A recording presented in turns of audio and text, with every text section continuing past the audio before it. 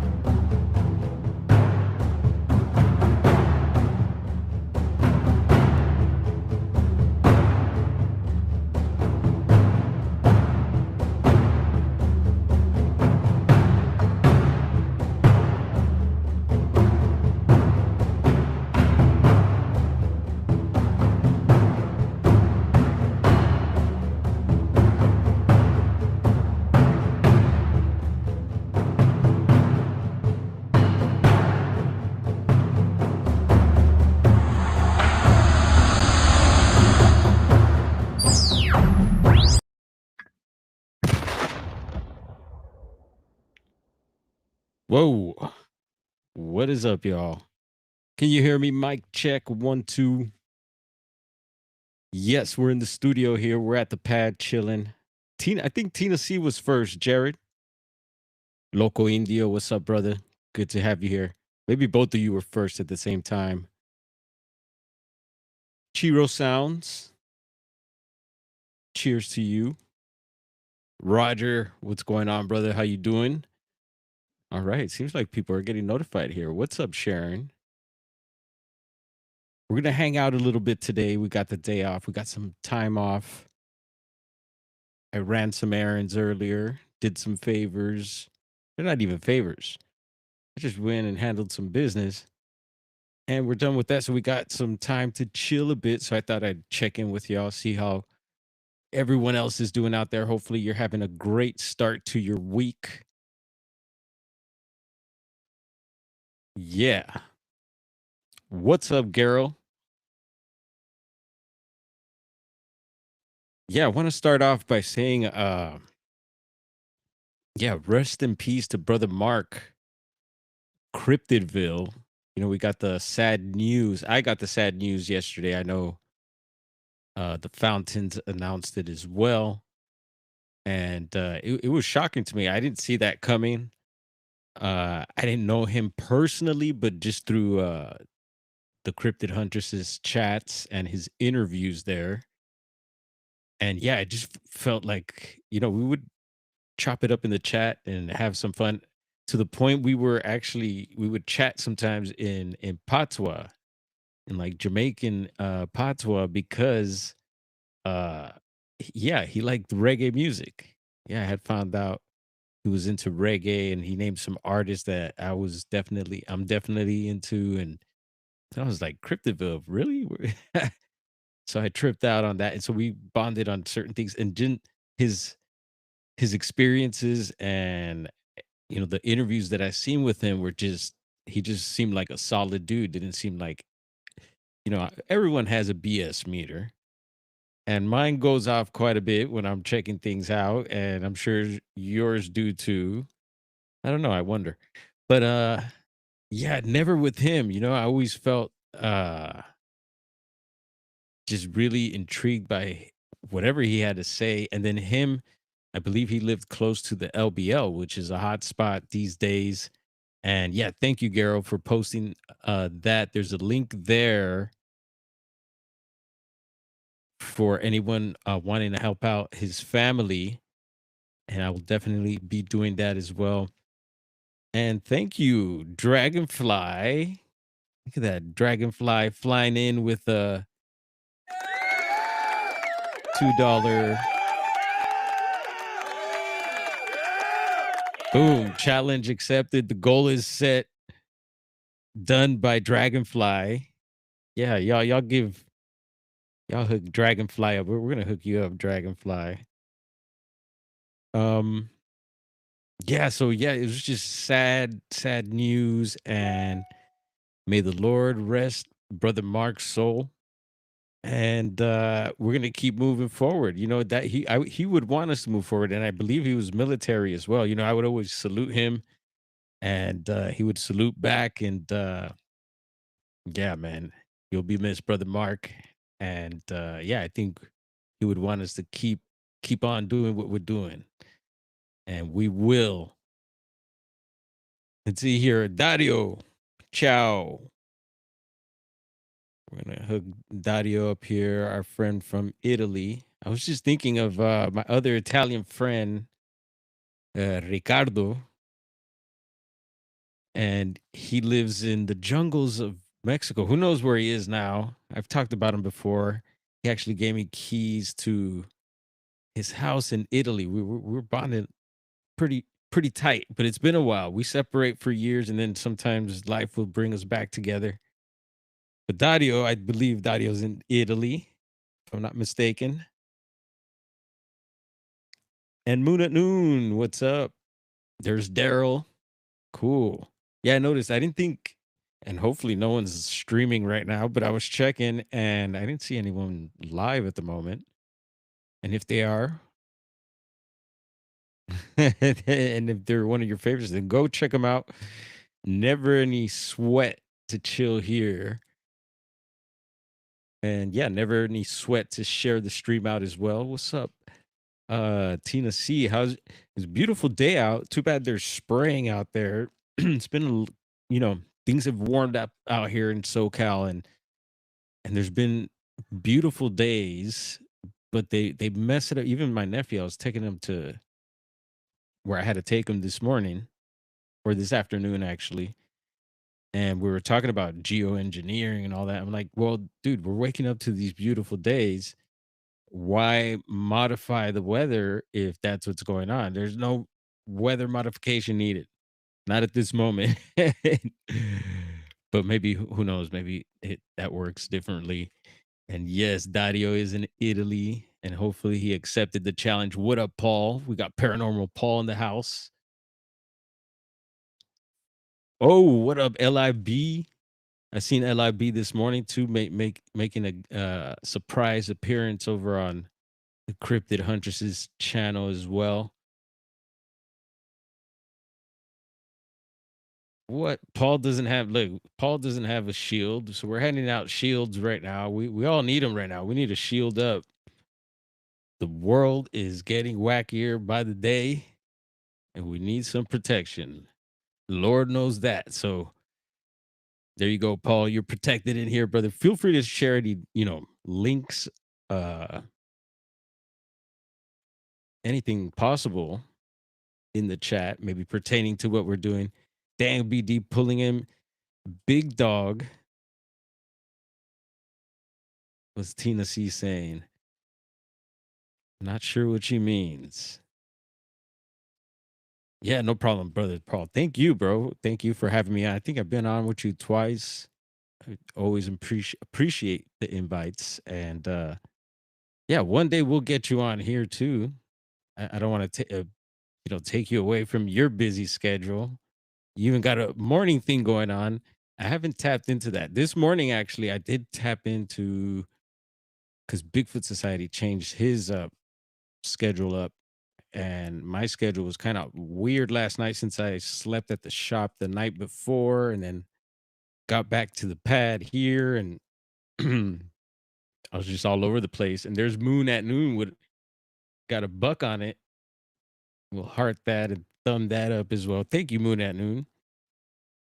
All that stuff keeps this going, what we're doing here. So I got to figure out what I did with Riverside. We talked about this the other day that they charged me for the whole year again, and it kicked me, or actually, yeah, it was a kick and a punch right there. And I was like, dang it. But I had subscribed for the monthly payment thing. So that went through, and they got back to me. They said, I believe the email said they were going to refund me some sort of something, but that hasn't happened yet. It's weird. I bet, man, we'll figure that out. But we're on, so that's what matters. And P&W Rush stepping in the house. What up? Good afternoon, bro. How you doing? How's the P&W doing? I think about it up there all the time, every day. There's other places I think about as well, but so yeah, today I was thinking of, and I don't even know how it happened, but I'm always thinking Bigfoot and Bigfoot in different places. And somehow I ended up south again, and I went down this squatch hole of Bigfoot in Mexico because I've always been curious. Yes, I've been to Mexico many times, different parts, mostly the north, very close to the border. Got fam out that way. Uh, and I've been to a couple of different parts. Mexico's huge. And I know a lot of you probably been out there as well, different parts. Some of you had to run out of there recently with some of the happenings. And yeah, I still haven't seen, someone showed me supposedly pictures of the captured cartel boss, deceased, but no one believed it. Yeah, it didn't really look like him. You could never tell when, people look deceased. Kind of hard to make out sometimes, but yeah, I don't think it's him. But who knows? Maybe they really did take him out. Maybe they didn't. These days, with everything happening and the way it's happening and social media and this realm, it's hard to tell, huh? What's real, what's not? Is Bigfoot real? Is it not? We believe it's real. There were some interesting shows yesterday as well. Let's see. P&W touching base with Daryl there and everyone else. Yeah, Midwest Night Watchers had Roger. They had Roger on, but at the same time there was like two other, I think maybe two other, one other for sure. So Stacy Brown Jr. was on as well. And I shared all these out in the posts, and that was a really good one also. Uh it got really interesting there. I don't know if anyone checked that out. But yeah, I was back and forth, bouncing all over the place, checking everyone out. And then later, what was it? And I know some of you ain't, maybe don't watch these, maybe know of these channels, maybe don't watch them for particular reasons. Squatch DTV was another one. They're talking about five, I think, Bigfoot hotspots. And so I shared that. And but anyway, yeah, the Stacy was talking about maybe having a some sort of maybe evidence or proof, maybe even, I guess you could say. I'm not sure, but of the Patterson film, and I could be mistaken, like everything else. You never know. The Patterson film being a hoax. So wow, and I've always felt like the Patterson film was real. And I know LIB, it's LIB's favorite topic. The Patterson footage. But that'd be some new revelation to that whole thing because it's still a puzzle, right? It's like the mystery continues. And what's up, Jessica? Thank you again for having me on. We're hanging out here a little bit. And I think we're gonna get into Bigfoot in Mexico. We're gonna cross the border here legally and hopefully make it back in one piece. Uh what's up, Christopher? Welcome on in. And yeah, so that I can't wait to check out what he has. So yeah, he was talking about that. There was a few other things. The whole Matthew Johnson and topic came up. It was cool. I seen Tate Hieronymus, who we had on a stream not too long ago, hopped on and talked about his because over with Stacy, they get into the orbs too, and they got into the orbs. And actually, you know what? I've been watching some of what's going on across seas. And there's this talk about the orb. I haven't figured it out yet, but everyone in these different chats are talking about the orb. Maybe someone could break it down for me. It's Sal. What up? It's me, Sal. What up? What up? What up? Welcome in, bro. Yeah, so I haven't figured out that orb thing yet on that end, but yeah, they were getting into the orbs and Bigfoot, and Tate Hieronymus had called in. He was chilling in the bathtub, of course, chilling. Nice. And he talked about his orb experience, which he did on our stream. I was like, yeah, because Tate usually doesn't get into the orbs when it comes to Bigfoot and all that. I don't even think at all, but yeah, he's experienced them, and they were at a Bigfoot hotspot that Stacy Brown had taken them. If you remember the stream, I think we got that far enough into the stream. Eventually, we started having some uh murky waters in the stream, and Tate ended up getting cut off there. But I think we had him on for like 45 minutes, and he was able to get that experience through. So thank you, Lord, for giving Tate that experience because a lot of them they'll refer to me as the orb guy, because I'm heavily into orbs. I've experienced them a lot. We talk about them a lot here, and it is a thing. Even LIB's gotten some recent really good orb footage. And that was amazing how that worked out there. And so yeah, props for that. We love checking out the footage. And let's see, we've talked about Bigfoot with a blue orb energy ball, says Midwest Night Watchers. And we know that Midwest Night Watchers gets weird orbs and other strange. We talked about making some what was it? Some tacos. Yes, it's we're going south of south of the border here. We talked about making those skyfish tacos. Yeah, little salsita, picosa, y vámonos. And it don't have to be Tuesday. You do that today. So people, in case people don't know, skyfish are these little rod type figures, and they're not. I don't know if they're the actual old school rods. There was these shows. I think Sightings covered them back in the day. Who remembers the show Sightings? What other shows covered these rods? So I remember learning about the rods way back when, so like in the 90s, and I didn't hear about them ever since after that. No updates, no and back then they also thought maybe they were like some sort of insect or bird, which reminds me very much of the fast movers we were talking about on Jessica's show. We brought that up. The dragon UFOs, whatever you want to call them. But yeah, these things they have, I don't know what you call them, but they got almost like wings, 2 sets of wings, it seems like, for lack of a better word. Who knows if they're wings or not, but they zip by and, yeah, Gary, you could check out Midwest Night Watchers channel for more videos and stuff like that. You could check out their live feed videos and probably spot some of these things. So anyway, yeah, I can make some making some tacos out of those. Fish, I'm a big fan of fish tacos. Oh, anyway, I just got the munchies. A little well past 4:20 here. I waited. I was like, you know what? It's almost 4. Let's wait, and then we'll go live. So hopefully everyone's feeling nice. Where's Hillbilly Herb at? Elder Medicine Bear Claw caught your live stream earlier today as well. Super cool to see you on again.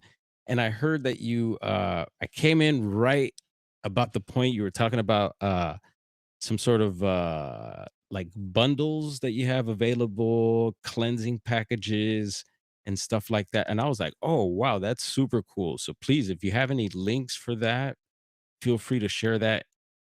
We do sell all at the shop, our shop, Sky's the Limit Smoke Shop. Yeah, might as well throw up the right, plug that in. We have sage and Palo Santo. I don't know if you're familiar with Palo Santo. At first, someone had told me that was like some sort of cedar wood, but I don't think it's actual cedar wood. It might be a different type of wood. But in Latin America, if you want to call it, South America, Central South America, I guess in certain places they use it for cleansing, like the shamans and stuff. but that's available. And yeah, we have incenses and stuff like that. So yeah, I think it's super cool that you have that available, especially that you're an elder and your roots. So yeah, official. So I would trust your products. Um, yeah, our stuff sometimes it seems like it comes from other countries, and so you never know. It's always cool to get stuff locally if you can, but yeah. Anyway, anyone catch that? And feel free to share a link to that stream. Let's see, I don't know, think I shared that live, but I know the previous live stream I did share out. So hopefully people check that out, and maybe that didn't know about you will check out your channel and like it because it's good. I love listening to my elders. Yes.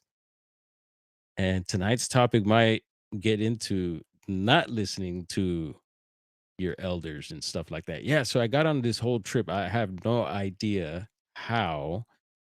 And yes, I do grow them. And yes, I have palo,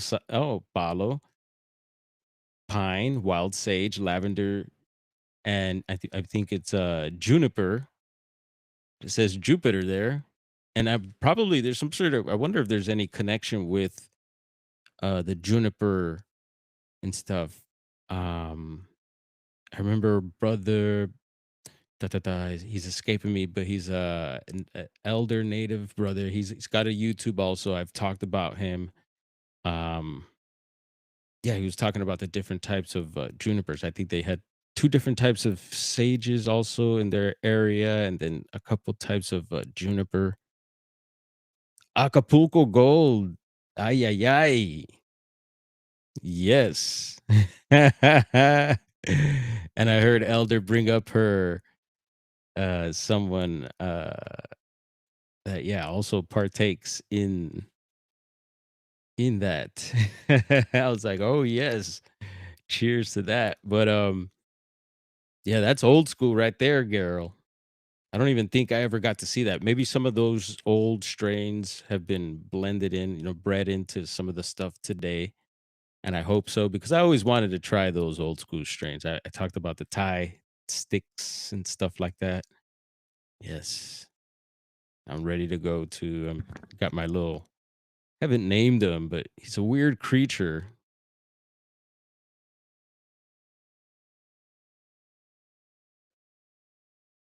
And there's some others I need to clean too. I need to catch up with that stuff. There are many kind of 420. Mm-hmm. Yeah. So again, I have no idea how I got into the whole Mexico trip, but I was like, you know what? Uh, I know there's because you haven't heard too many reports out of Mexico, but learning that, back over here in the States and in certain parts of the States that they call Bigfoot the boogeyman, and learning that the boogeyman or that the boogers actually, right? The boogers may be short for the boogeyman. And I don't know. I've heard different stuff also, so don't take me 100, but I think even with words, I like is it etymology? When there's connections with words, we're just talking about juniper and Jupiter. There's a connection there, um, and so I like to look at things like that, words and what they mean. Is there other meanings? Is there connections? So is there a connection? Yeah, with the boogeyman, boogers, wood boogers, and um, Bigfoot. And I'll call it Bigfoot because I know depending where you are, you might have a different name for it. And I know some don't like Bigfoot. So I always got to put my disclaimers out. I know how different mindsets are in the Bigfoot community, if you want to call it that, in the Bigfoot world. And so, yeah, we don't want to piss anyone off right away. Maybe later down in the stream. What's up, William Nighthawk, brother Nighthawk, and sister Amanda up in the house? What's up, y'all? We're gonna kick back a little bit and head down to Mexico. Yeah, and I've been to Mexico different times, different parts. And I could see them out there. I could see them being out there. And actually, in Latin America or in different Hispanic cultures, I'm trying to, these days I don't even know what to call it either. Hispanic, Latin. Some say it's not Latin. Latinos, I mean. Sorry.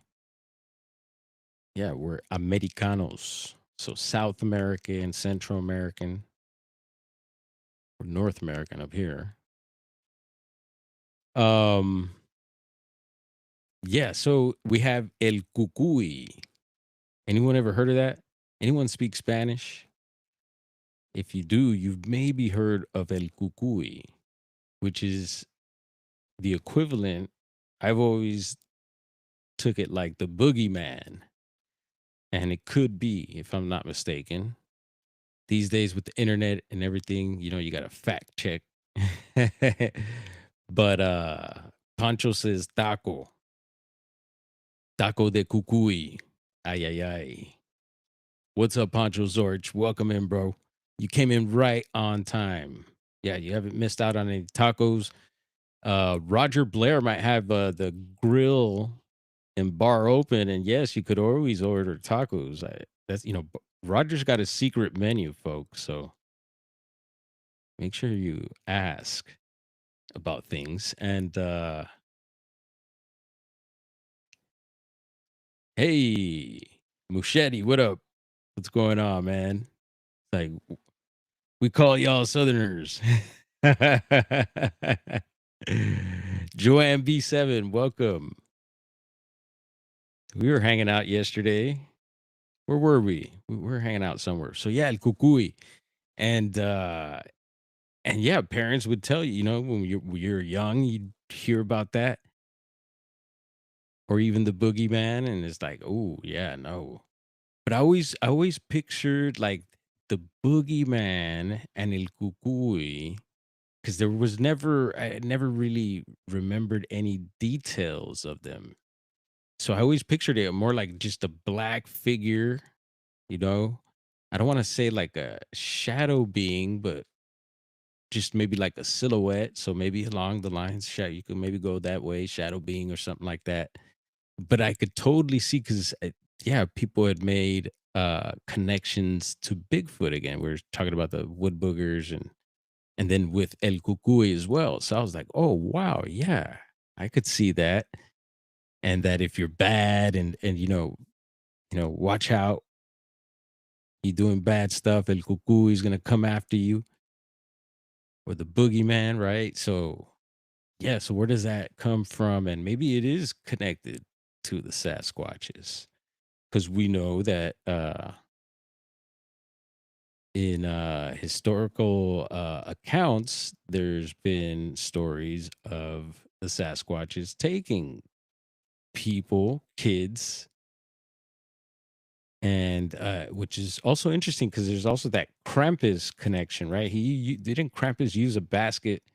So this morning, Bigfoot Society was premiering an interview with Thomas Seawood, who was actually recently on with Bigfoot Fades as well. And he's out of Vancouver Island, Sasquatch Island, and which is like, yeah, Sasquatch Island. I've heard. And yeah, so it's fascinating to hear from people up that way, and him being native, roots people and so it's part of their culture up there, like many other of the cultures in different places. And to hear their version of things. And he talks about the buckwus. We'll bring that up again, which is like a small, hairier version. And we've been bringing that up a couple of times because we've been getting into the smaller creatures and beings of this realm, or maybe not of this realm, but that seem to be appearing in this realm throughout time. And yeah, man, time's moving faster, huh? There's John aside. What up, bro? And what up to all the lurkers out there? Let's see. Minxie joined the portal. What the? Whoa. All right. There's Minxie. Yes. Welcome in. We appreciate that. And looks like Elder Medicine Bear Claw. Yeah, stepping in hot with 10 on it. Boom.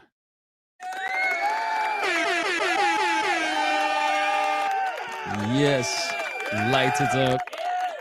Yes, blessings. Thank you very much. Much appreciated. And we're gonna talk later. We're gonna link and get each other's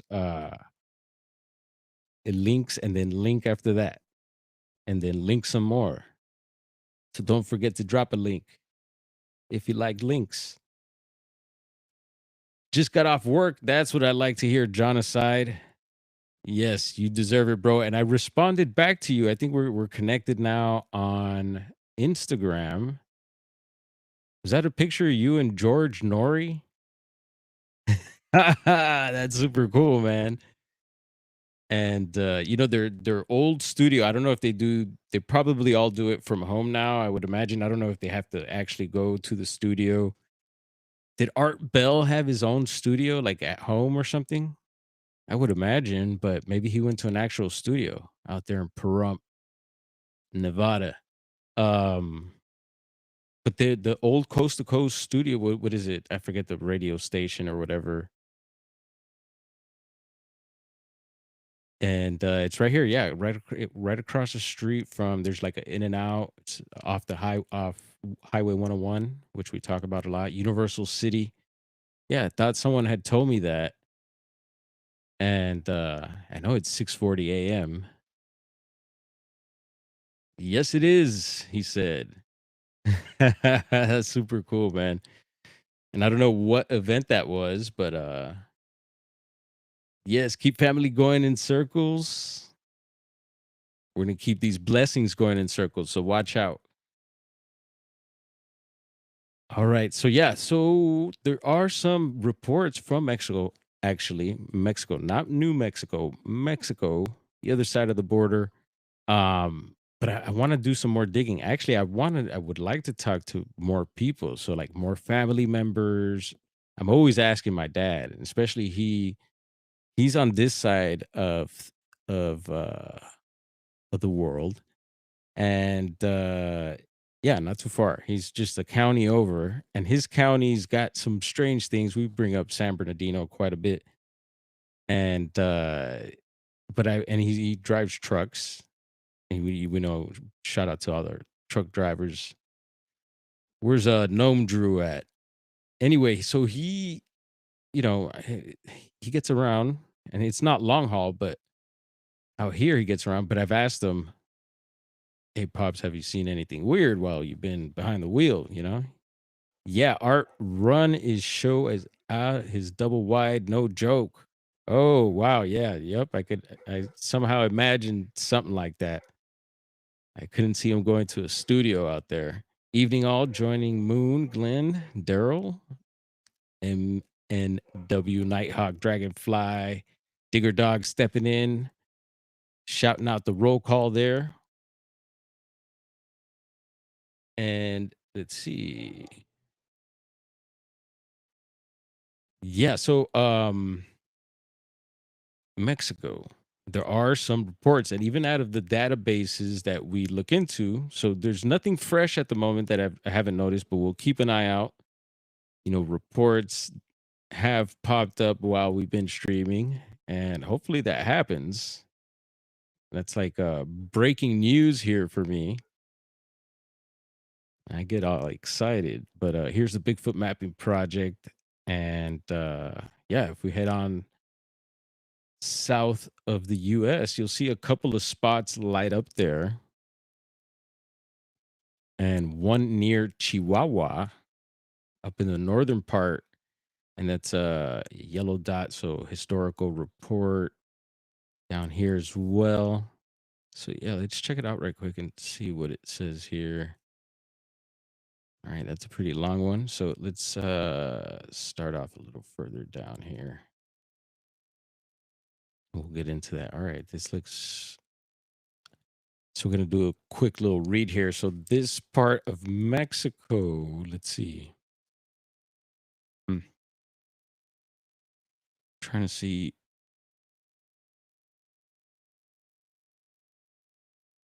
So it's called El Salto.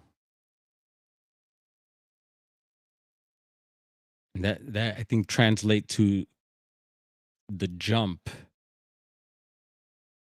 seems to be the nearest place to pop up there. And December 10th, 1906, Mexico, wild hairy man captured.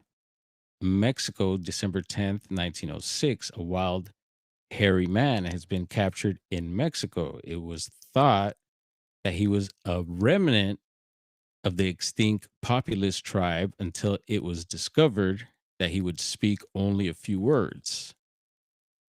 And the source to that was Scott McLean article, collection, no heading, the Washington Post. Interesting.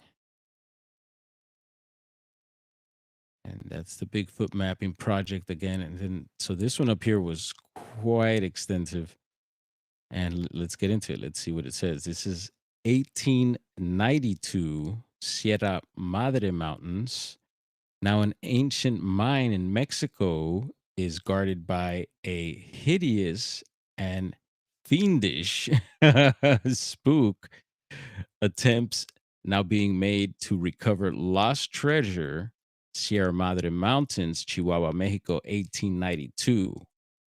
The Australian miners, according to the above narrative, had plenty of life and luck, but encountered such perils as those which accompany treasure hunting in Mexico. Oof, I bet.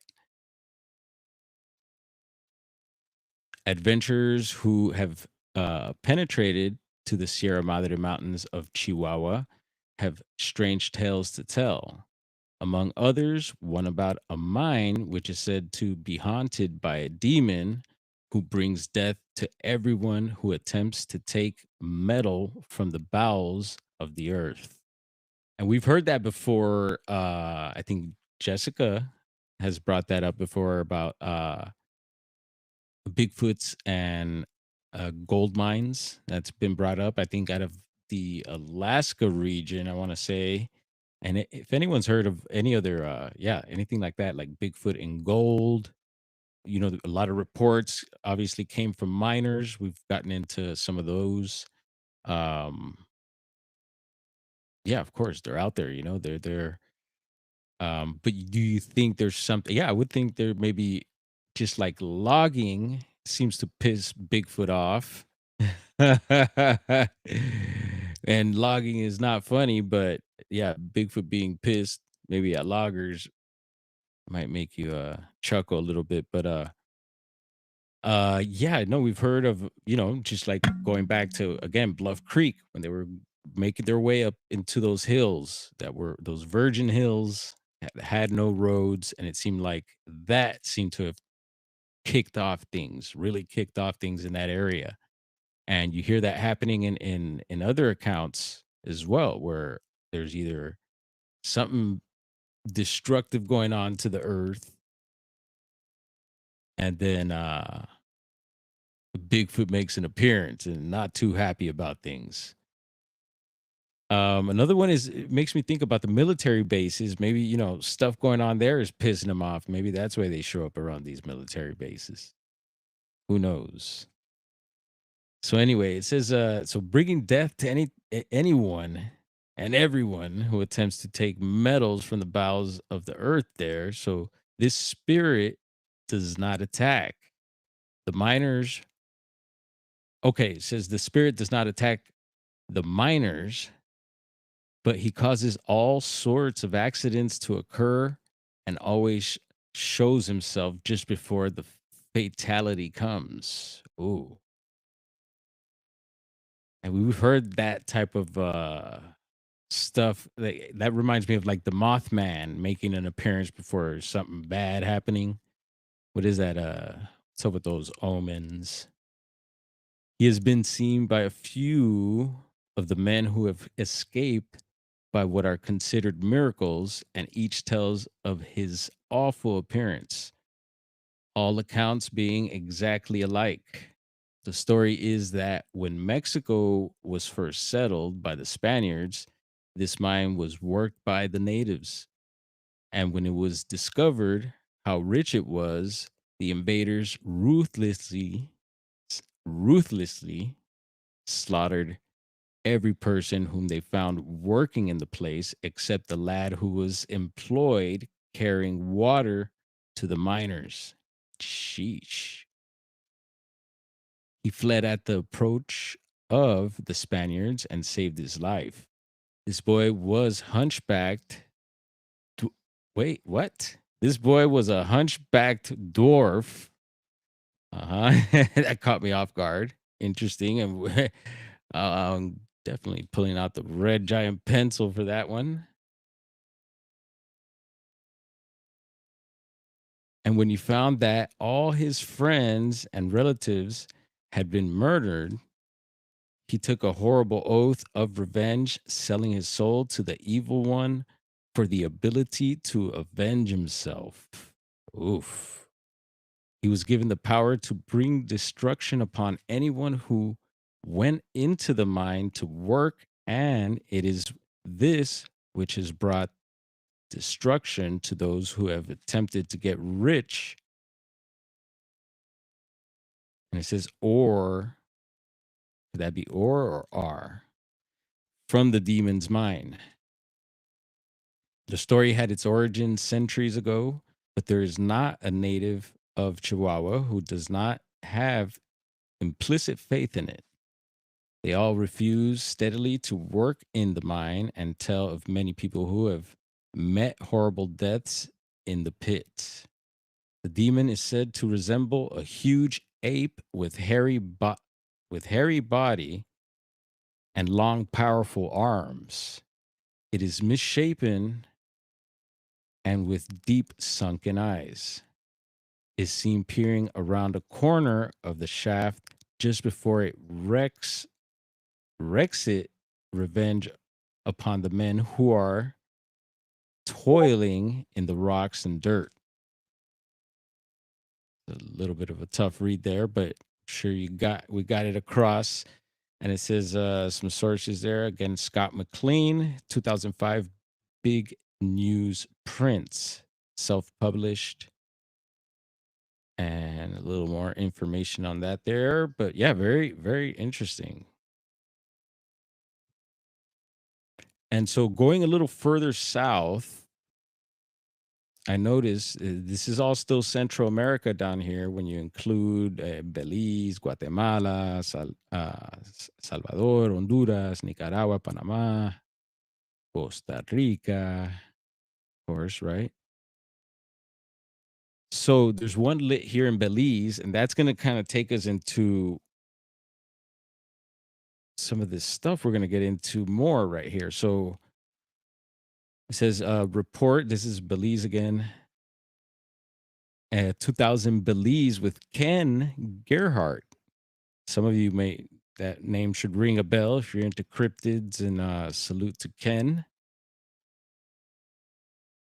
Yeah, he's one of those dudes who's like a hardcore cryptid researcher and, sure, traveler, gets around.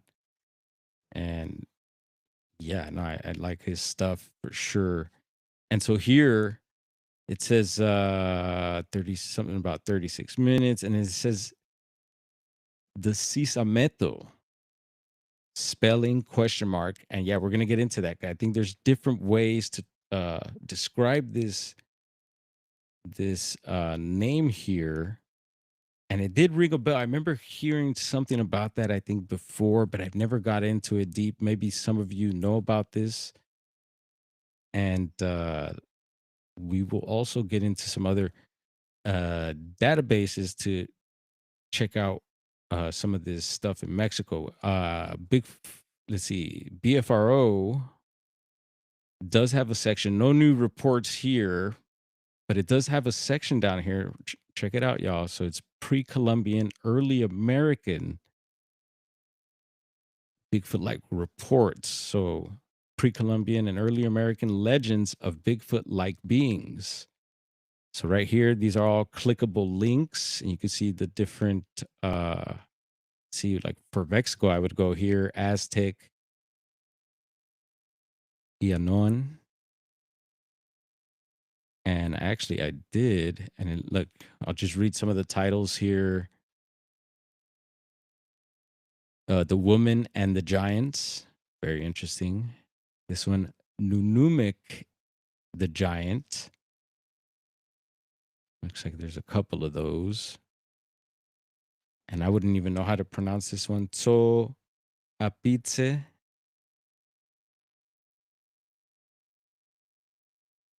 And down here, there's a final one with Cannibal Giant. Yikes. Which we hear a lot, whether they be uh, described more ape like or more these human type giants, they all seem to be cannibals. And so when that comes up, I also question myself, is it like cannibal in where they eat their own kind, other giants as well?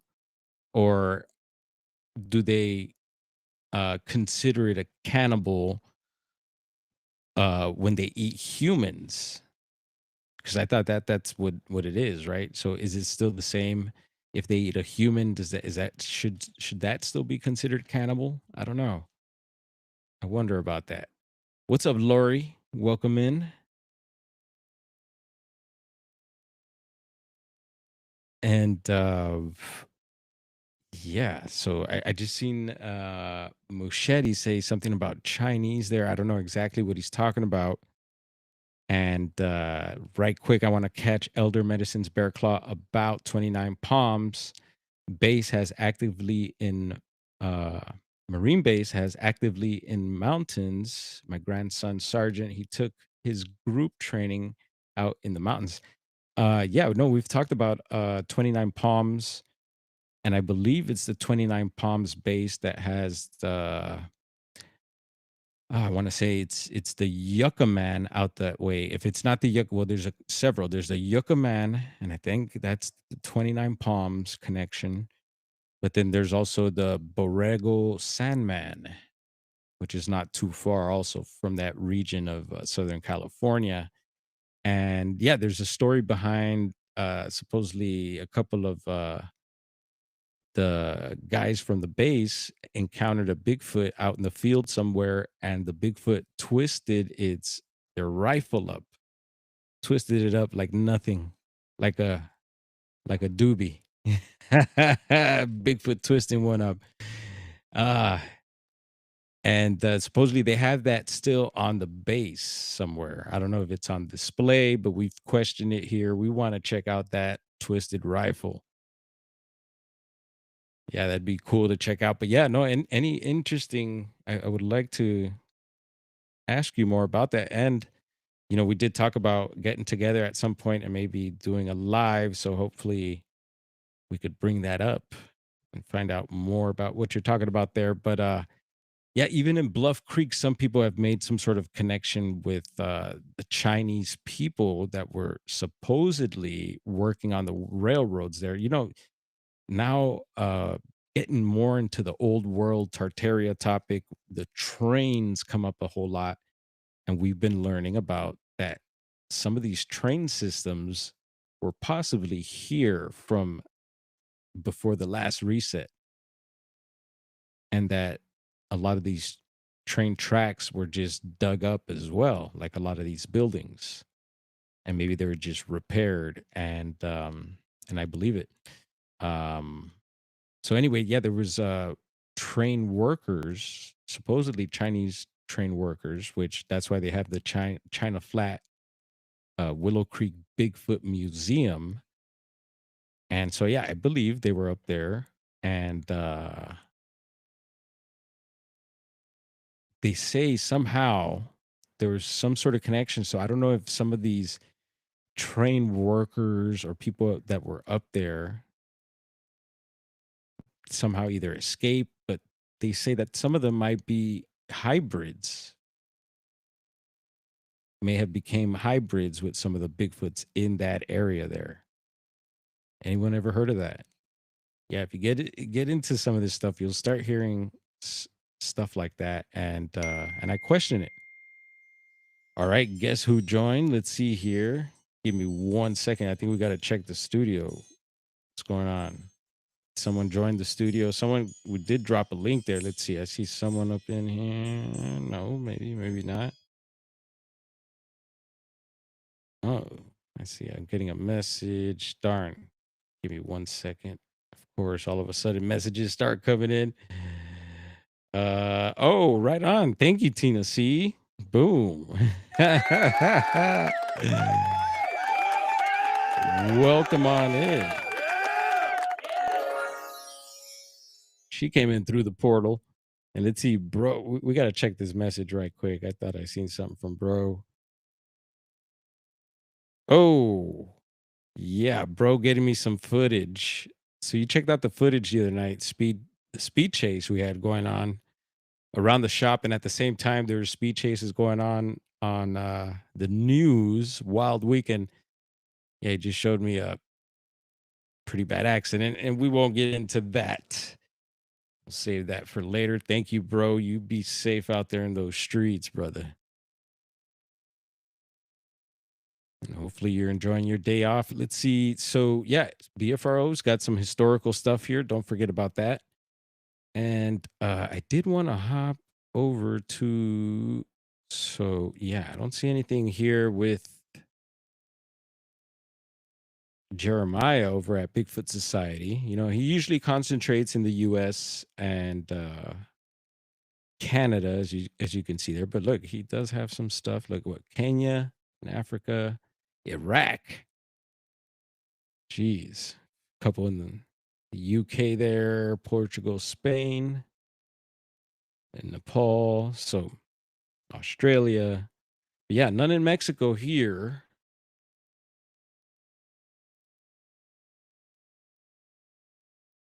And I want to get into an article right quick that really got my interest. And this is the Mazatlan Post. Actually, been to Mazatlan. I was a young kid running around having fun. Had a great time there. But the Mazatlan Post has let's see, this article, The Mysterious Mexican Bigfoot. So this is pretty informative. So kick back, roll one up, grab a drink, network, do what you got to do. I'm gonna do some reading here. This is hopefully this will pique your interest. A phenomenon that has been reported from throughout the world is that of massive hairy wildmen living in the remote wilderness, with perhaps the most widely known being the Bigfoot or Sasquatch of North America. Um, However, a type of hairy hominid that is lesser known and more rarely reported on is Bigfoot's cousin south of the border. Here we will take a look at Mexico's own version of the Sasquatch. And it is every bit as strange as it is its northern neighbors. Such creatures in Mexico are by no means a new phenomenon and have been reported for centuries in one form or another. The early chronicler of Mexican history, Fernando Alva, you would pronounce that each Sochi, each Lil Sochi, made mention of his book Obras Históricas of a race of hairy giants that had lived in the region of what would become Mexico since long before the first human settlers arrived. These monstrous beasts were called the Kinametsin. And according to the early settler accounts, they were a fearsome and violent warlike tribe. Hmm. Put that in your notes. Yeah, we've heard that before in certain regions. They just they're bad. Come on, camera, activate for us. Thank you, sir. Indeed, it is said that these creatures frequently engage in a battle with normal humans. Yep, heard that. And that they were eventually defeated to either go extinct or into exile in the wilderness. These Kinametsin are perhaps the oldest account of large bipedal hairy humanoids in Mexico. But similar legends were often spoken of among the various native tribes of the land. The area of the Mexican state of Campeche, Chiapas, Quintana Roo of southern Mexico, and Quintana Roo, sorry. So Campeche, Chiapas, and Quintana Roo of southern Mexico have heard or have had stories of hairy wildmen going back thousands of years. It's fascinating, which are called the Sisimite or Sisimite. Hopefully, one of those was pronounced correctly, but that definitely going in the notes. The Sisimite or Sisimite. Does this ring a bell for anyone? Sisimite, Sisimite is thought to come from the Aztec word tzitzimil, which roughly translates to supernatural creature or demon. Uh-huh. And that's come up many times in the Bigfoot topic is, are these things demon? Because, they could be demonic. Again, Garrow in the chat has brought up a painting from way back. I forget the name of the painting. And I don't know if it's part of this. It's not part of the Sistine Chapel, is it? Because that thing is an amazing old worlder there. But yeah, maybe Gerald in the chat will bring it up. But he's pointed out this painting, and in the background, it looks like some demonic looking Sasquatches. I'll say that.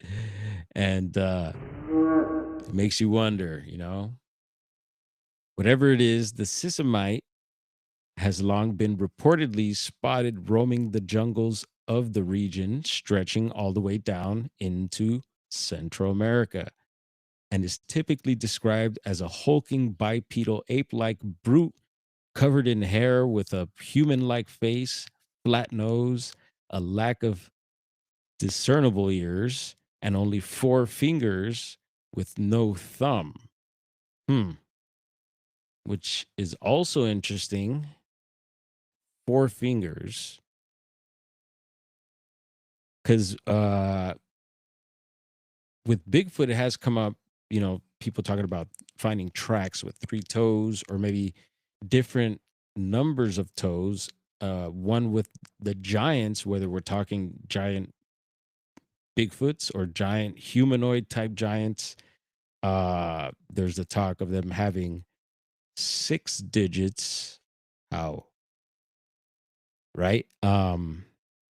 Maybe six toes, six digits is polydactylism. I think they call it. My kitties are polydactyl. Um, throw up those kitty emojis.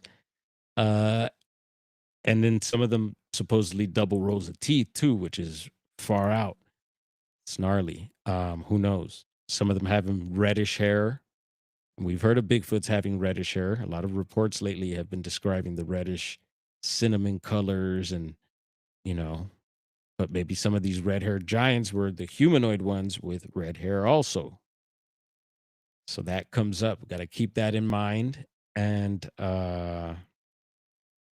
where the heck did I leave off? Give me 1 second. Oh yeah, no, we got to go way back up here. So boom. Indeed, it is said that these creatures frequently engage in battle with normal humans. Yes. And that they were eventually defeated to either go extinct. Yeah, go into the wilderness. These Kinametsin are perhaps the oldest account of large bipedal. Yes. All right. I think we got through that. The area. Okay. Boom. So, right here we go. The Sisimite and have been found depicted in figurines dating back to 2,000 years ago, also sometimes referred to as the Olmec ape. Come on, highlight that, baby. That's going in the notes. And, again, Midwest Night Watchers in the chat, we did an awesome show going in on the Olmecs, which is a culture, very mysterious culture and fascinating stuff there. Check that show out.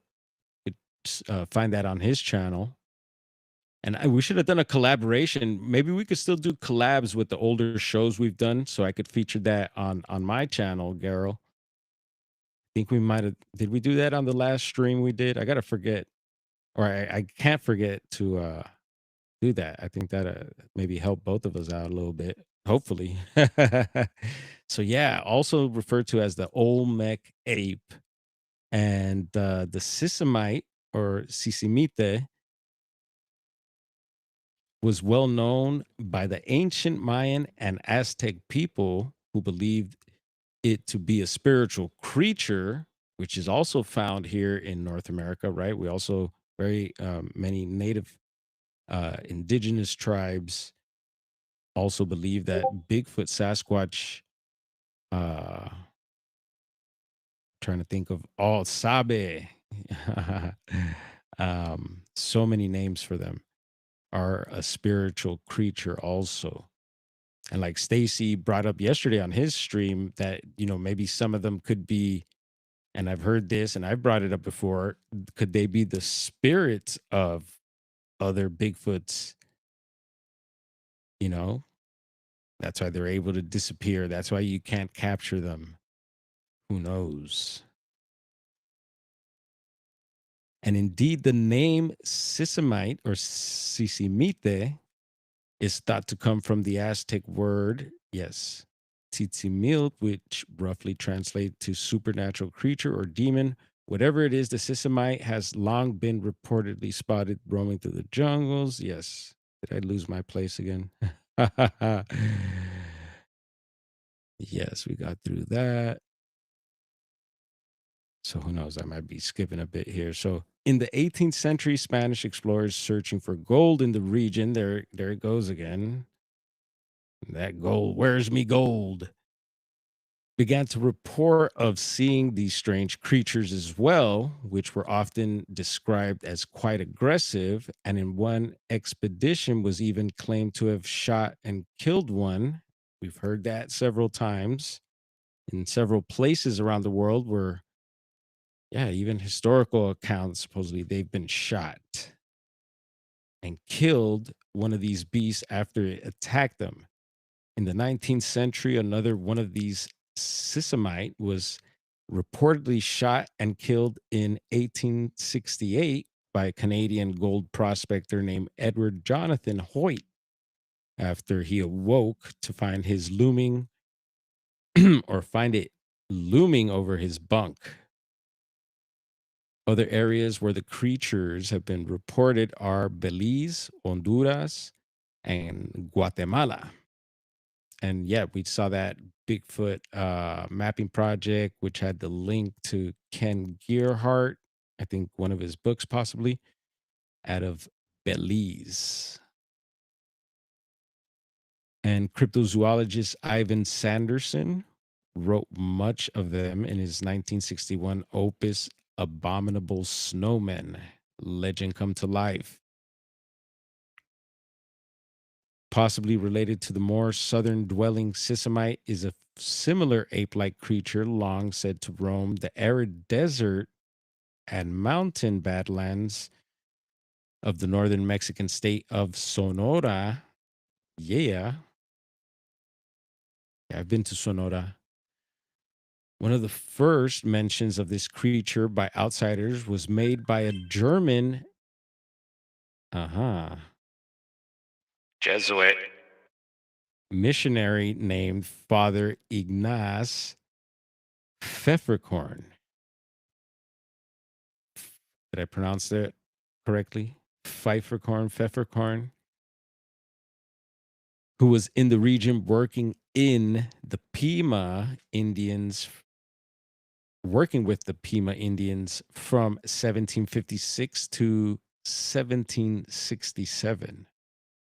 During his time there, Pfeifferkorn made his meticulous notes of his observations of the native people and the flora and fauna of the region, which would later be published in 1795 as Description de la Provincia de Sonora.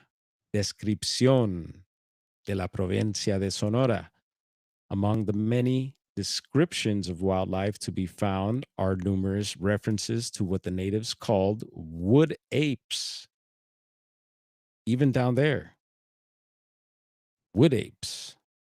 But that's interesting because when did the term ape come around? So maybe they had another their term for what apes were maybe at the time, maybe not exactly apes.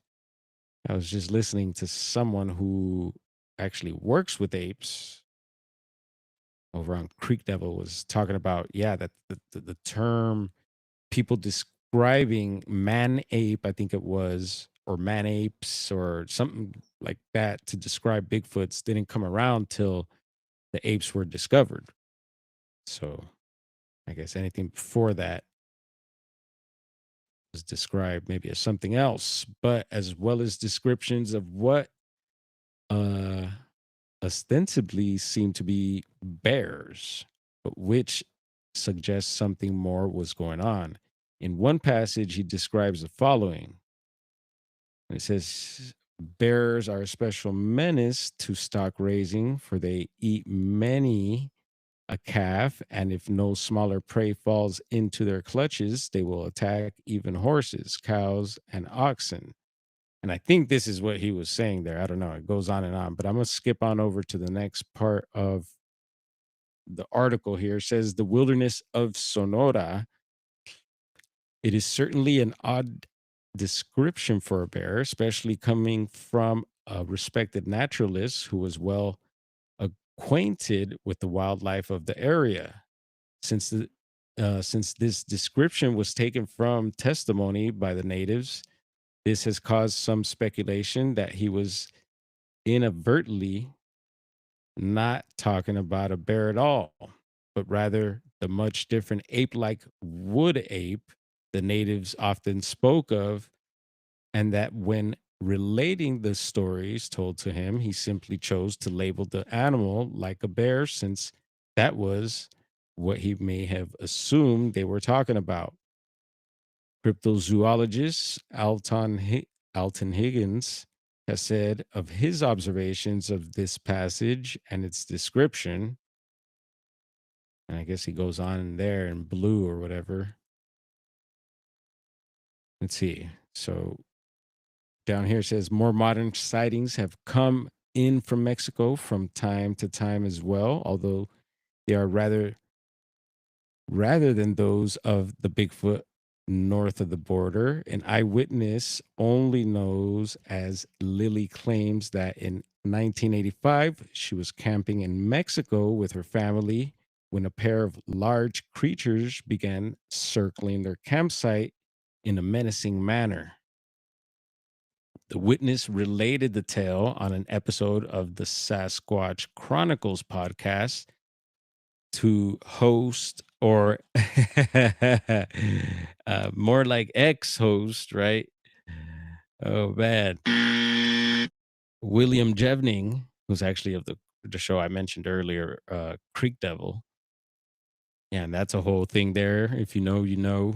I don't know everything. I remember when all that was happening, whole situation there, and said of the initial encounter.